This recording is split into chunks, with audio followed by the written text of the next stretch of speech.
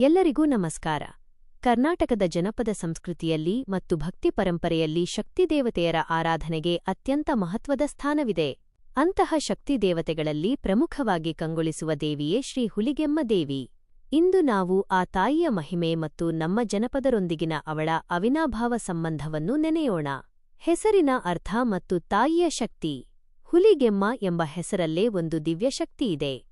ಹುಲಿಯಂತಹ ಅಗಾಧ ಶಕ್ತಿ ಮತ್ತು ಧೈರ್ಯವನ್ನು ಹೊಂದಿರುವ ತಾಯಿ ಎಂದೇ ಈಕೆಯ ಹೆಸರಿನ ಅರ್ಥವಾಗಿದೆ.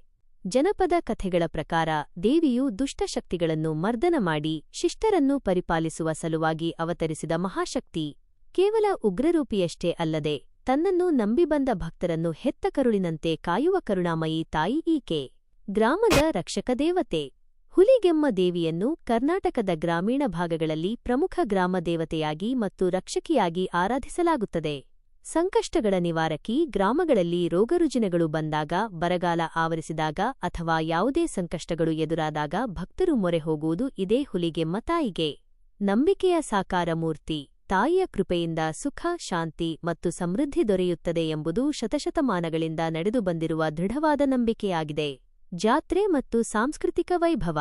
ಕರ್ನಾಟಕದಾದ್ಯಂತ ಹುಲಿಗೆಮ್ಮ ದೇವಿಯ ನೂರಾರು ದೇವಾಲಯಗಳಿದ್ದು ಪ್ರತಿವರ್ಷ ನಡೆಯುವ ದೇವಿಯ ಜಾತ್ರೆಗಳು ಭಕ್ತಿಯ ಸಾಗರವನ್ನೇ ಹರಿಸುತ್ತವೆ.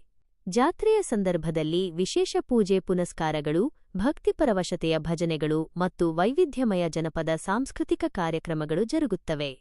ಭಕ್ತರು ತಮ್ಮ ಕಷ್ಟ ಕಾರ್ಪಣ್ಯಗಳು ದೂರಾಗಲು ತಾಯಿಗೆ ಹರಕೆಗಳನ್ನು ಹೊರುತ್ತಾರೆ.